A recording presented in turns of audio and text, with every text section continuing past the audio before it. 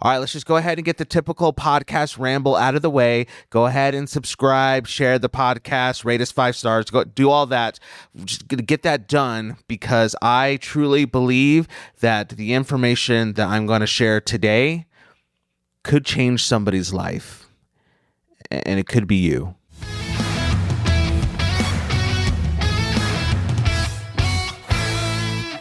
Hello, everybody. Welcome to the Single Parents Podcast. This is the podcast for anybody whose life may have turned out a little less than traditional. We're just going to go ahead and jump right into it. So if you've been listening to the podcast for the last 3-4 months, then you might have picked up, maybe subtly, not so subtly, the fact that earlier this year, beginning of 2025, I stepped into a new career/business venture. And in an episode I did back in January, I kind of teased a little bit about what I was doing. I kind of was super vague. I was on a trip. I was at a conference. I was still early in training and figuring out this whole thing. And I really just, in that episode, I shared my heart for why I was stepping into something new. I'll put the link for that episode specifically in the description of this episode so you can go back and get my personal context if you want. But just to kind of sum it up, long story short, end of 2024, I did like a self-assessment as to where I was as a dad, where we were, me and my 2 girls were as a family when it comes just to life and to work and bills and all the things. And I was just like, okay, we're doing pretty good. Bills are getting paid. Girls are in gymnastics. My job's typical corporate 9 to 5, clock in, clock out, get paid every 2 weeks. We're fine. But then I was like, oh crap. My daughters are 8 and 9 years old, which means in a few years, they are going to be teenagers. And then they're going to be, growing into adulthood. So even though what we have right now is working for us in the moment with me and 2 elementary school kids, before I know it, I'm going to blink and then I'm going to need more. I'm going to need more space, need a bigger house. We're going to need more money for all these other things. And just for my girls to grow up with more experiences, to have the ability to grow up with different perspectives and be around different people outside of our little town was something that was super important to me. So I was like, this is what I'm going to do. Instead of waiting a few years until my girls are grown teenagers and being like, well, guess I got to figure it out. What am I supposed to do? I don't know. I'll just try this.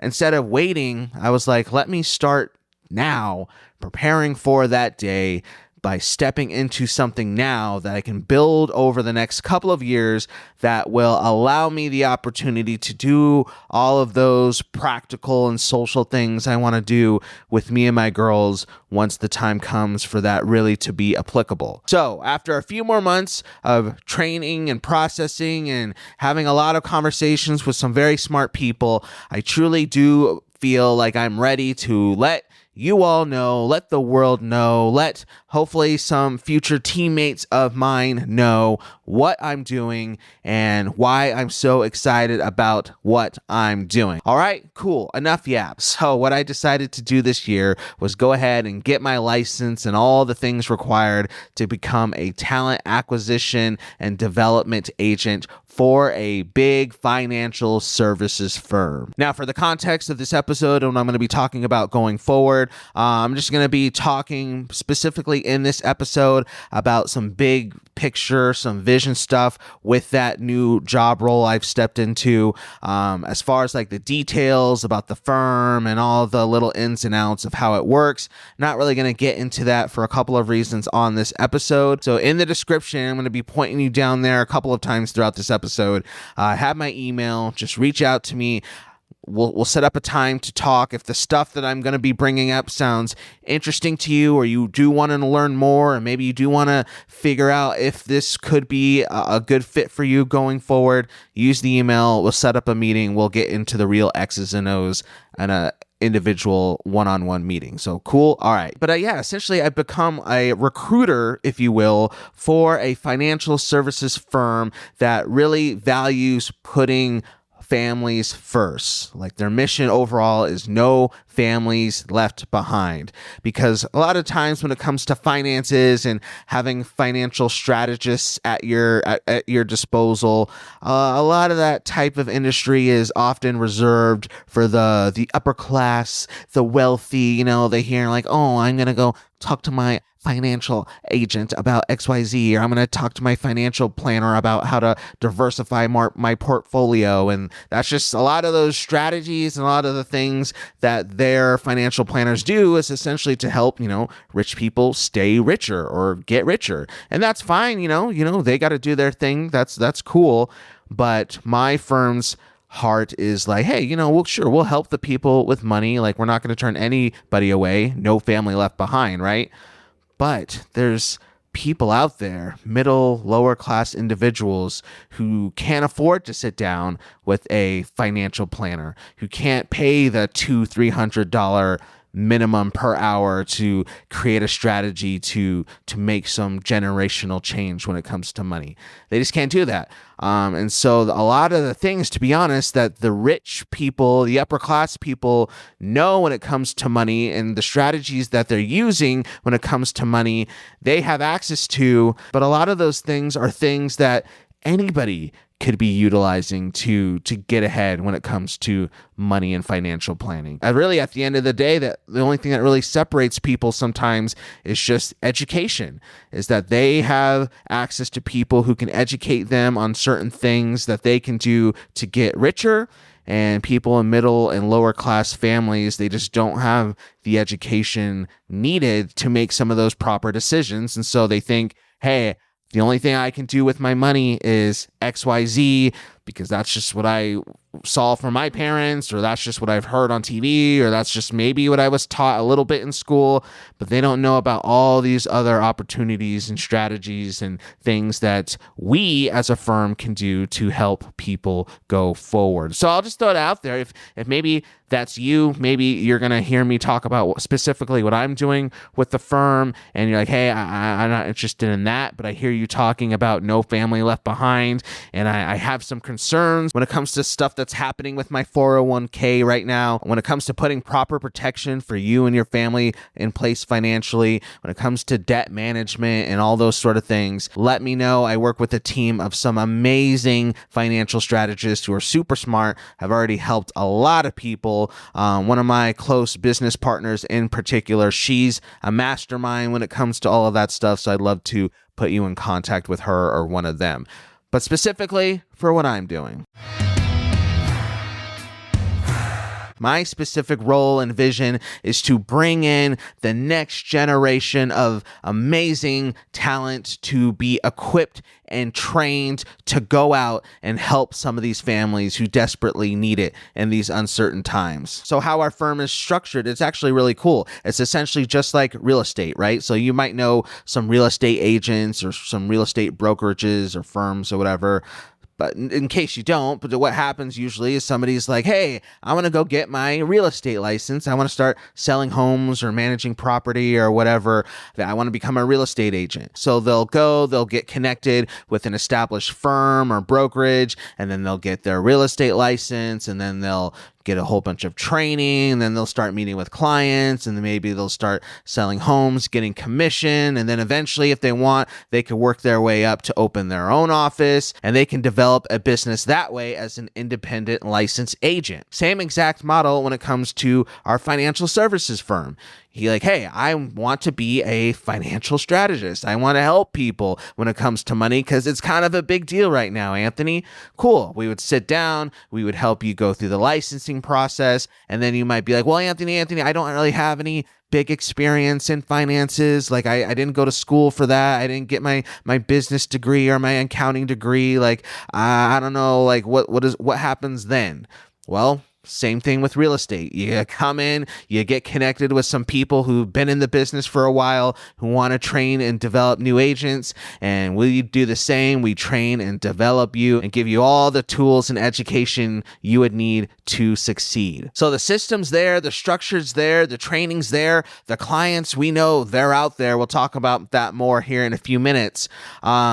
But we just need to find the people who want to make some real change now, who want to make some real career change now, who want to financially start doing what I did a couple of months ago when I was like, oh crap, I need to do something now, because if I just keep doing what I'm doing, if I don't make a change, then me and my family, we're not getting anywhere. Like, maybe we won't tank, but we're just going to coast. We're just going to keep going the way that we are, always in survival mode, right? Like, always living paycheck to paycheck and always having to check the bank account before you go to the store to make sure you have enough for soup and groceries and toiletries and all those things. Never being able to really dream big about buying a house or going on trips or investing in your kids' education or getting the cool toy that you might want, the boat, or for me, I really want like one of those camper vans, hashtag van life camper vans that you can sleep in the back of. For a while, that's always just been like a dream, like, oh, that would be nice, but single dad, can't ever afford that, gotta keep pinching pennies. But then I was like, no, like, I can make a change right now to where those big dreams that I have, they don't have to seem so far-fetched. They don't have to seem so distant. They can become a reality as long as I commit to making a change right now. And that's what I did. And I truly believe there's some of you out there right now who also are ready to make that change, who are tired of living the same survival mode way day in and day out and week in and week out, who feel like, especially in our context of our show as single parents, who feel like they just have no hope. They have no options. I just got to keep working 2 to 3 jobs. I don't know what else to do. I can't afford to go back to school. I can't afford to like start my own business from the ground up and invest all this money in a storefront and do all these things. I just can't do that. So I guess I'm just stuck, right? I'm stuck doing my same thing day in and day out and just surviving. And it's just tiring and it's frustrating and it's hard, and I get that. And that's why I stepped into this role, because I want to find people who are ready to make the big change and give them the opportunities to make that change, to give them the keys to succeed, to give them the ability to dream some big dreams, because now we have a way in an industry that ain't going anywhere that people desperately need to change your family's financial future forever. So my job is to go out and find some people who are ready to make some big changes. My job is to go out and find some bad people, right? I'm trying to find some baddies. Now, here on the Single Parents Podcast, if you're new, we're always talking about how we're all baddies here. We're all hot SPs. Yes, and amen to that. But specifically, I'm looking for bad people in the sense that I want people who are business-minded, ambitious, and driven. Business-minded, ambitious, and driven. If you have those 3 characteristics and you're coachable and you're ready to learn and you're ready to grow and you're hungry for more, then I don't care how much financial education you have in your past. I don't care how much training you've had in your past. I don't know how many degrees you've had in your past. I don't care. This is the time to take those ambitions, to take the drive, to take that want for more, and to step into something big. Now, and here's the thing, this is what I really would like you to think about if you are thinking about making a change. Sometimes making a change can be a slow process, and sometimes that's good. It's good to think about something, to gather information, to talk to other people you trust about something before officially switching up life, right? I think that's wise, but I think sometimes we can be a little too slow in making some big necessary changes, because sometimes change can be scary and it can be intimidating, especially stepping into a new career field like what I'm like insinuating here. So I 100% get that and understand that. But I would just maybe want you to think about this, and maybe think about the fact that perhaps change should start right now.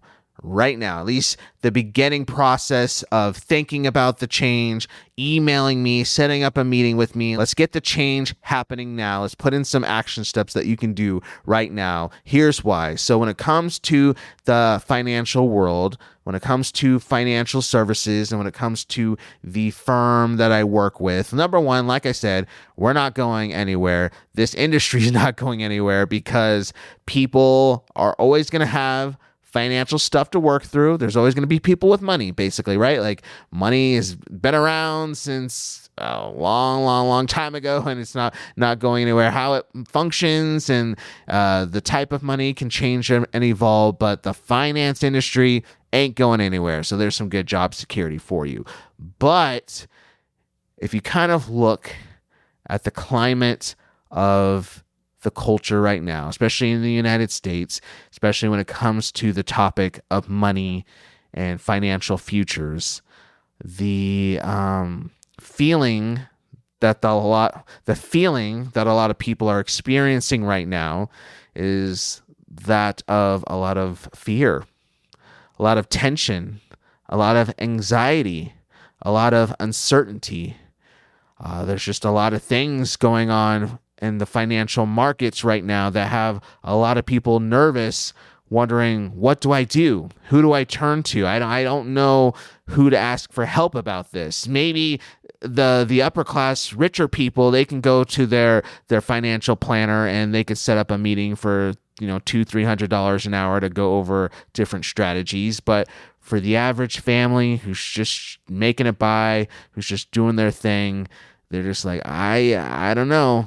I don't really know what to do. I don't really know what to turn to. I look on TV and I see the markets crashing every week and things are pretty scary. And then I check my 401k and things aren't looking so good and retirement is shaky. And I don't know if I can retire or what that's going to look like.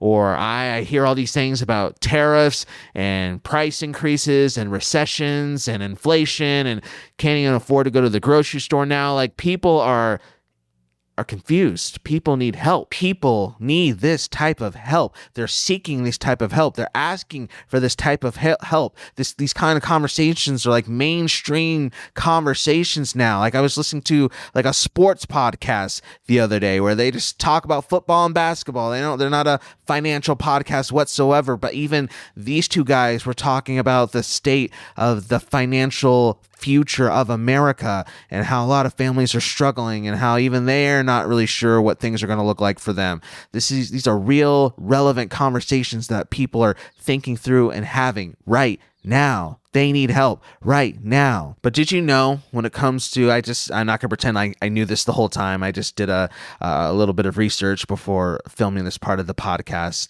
But did you know there's about 331 million people in the United States? Like, yes, that includes kids and lots of other stuff, but 331 million people in the US. A lot of those people are freaking out and panicking because of all the financial things I just mentioned.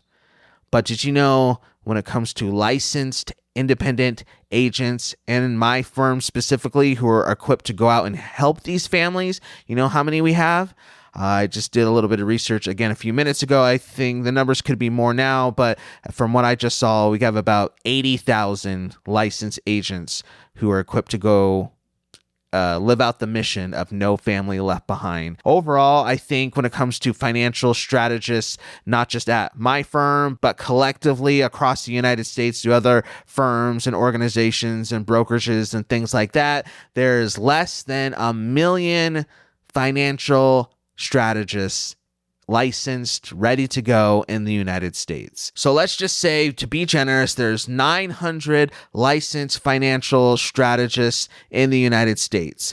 And we already mentioned that there's about 331 million people in the United States. That means there's only 0.27% of the entire country equipped and ready to go when it comes to helping families with their financial futures.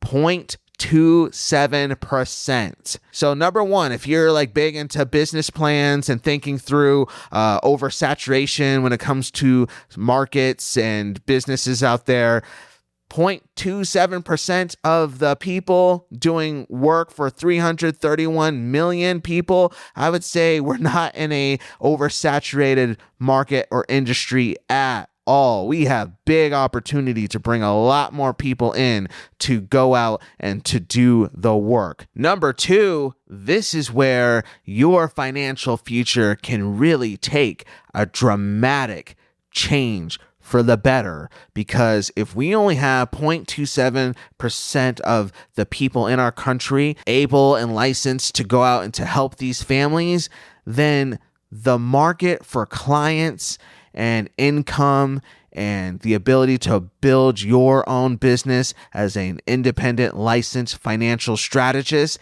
is huge. Because the market's there, the clients are there, especially again in this time when people are needing these type of services more than ever, but we don't have enough people trained to go out and to do the work that the people need help with. You show up, you're ready to go, you're ambitious, you want to help families in this way. I don't know, in my opinion, nothing's guaranteed, nothing's ever certain. I'm not promising anything.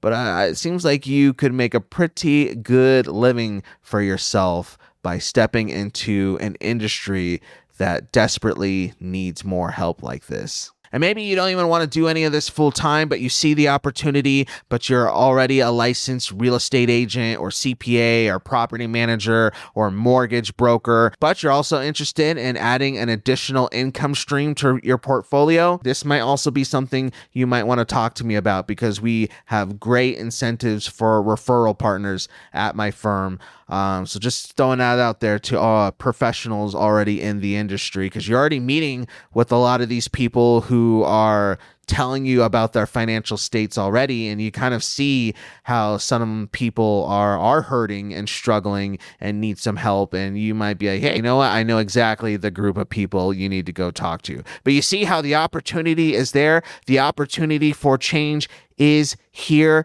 This is why I stepped into this industry, because I knew we weren't going anywhere. There's a big need for it. We need more people. I want to go out and find people, but I specifically wanted to find some people who are ready for some change, who maybe wanted to step into a career that could be very beneficial for them and their family for generations to come. I wanted to be there for people who wanted an option for hope, who wanted an option to turn to for the ability to dream and see a way out from surviving, from no more surviving. We're not surviving anymore. We're going to start thriving. That's the type of mentality we're going to start living with. That's why change needs to start now. So if that's you, I specifically wanted to just put this video out. I don't know how many people it's going to reach. I don't know how many people are even going to remember watching this video after it's all said and done. But even if just one person is like, I need to reach out to Anthony, I'm ready to make a change. I want to step into something big. I want to be a part of his team because he's